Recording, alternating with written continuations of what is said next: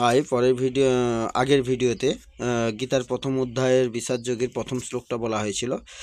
আর এই ভিডিওতে গীতার প্রথম অধ্যায়ের বিষাদযোগের 2 নম্বর শ্লোকটা সংস্কৃতে বলা হয়েছে। সঞ্জয় উবাচ দিষ্টাতু পাণ্ডবানিকং বিঢ়ং দুর্যোধনস্তদা আচার্য উপসঙ্গম রাজাবচন ব্রবীত।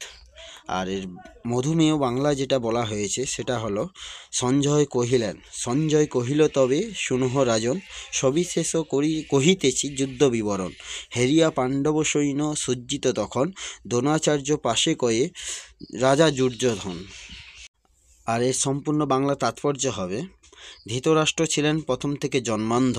দুর্ভাগ্যবশত তিনি পারমার্থিক তত্ত্ব দর্শন থেকেও বঞ্চিত ছিলেন। তিনি ভালোভাবেই জানতেন যে ধর্মের ব্যাপারে তার পুত্রেরা ছিল তার মতো অন্ধ, এবং তিনি নিশ্চিত ছিলেন যে তার পাপিষ্ঠ পুত্রেরা আজন্ম ধর্মপরায়ণ পাণ্ডবদের সঙ্গে কোনো রকম আপোষ মীমাংসা করতে পারবে না। তাই তিনি ধর্মক্ষেত্রে প্রভাব সম্বন্ধে সংশয়গ্রস্ত ছিলেন।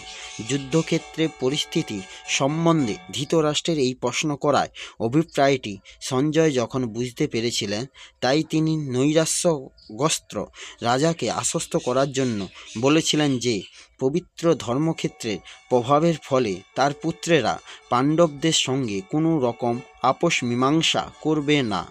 তাই সঞ্জয় রাজাকে অবহিত করলেন যে তার পুত্র দুর্যোধন পাণ্ডবদের সৈন্যসজ্জা দর্শন করে তৎক্ষণাৎ সেনাপতি দ্রোণাচার্যের কাছে উপস্থিত হল।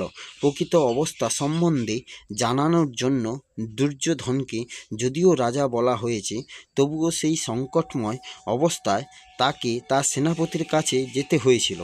তাই একজন রাজনীতিবিদ হিসাবে যে যথেষ্ট পারদর্শী ছিল, কিন্তু পাণ্ডবদের সৈন্যসজ্জা দেখে দুর্যোধনের মনে যে ভয়ের সঞ্চার হয়েছিল, সে তার কূটনীতির ছন্দ আবরণে ঢেকে রাখতে পারেনি।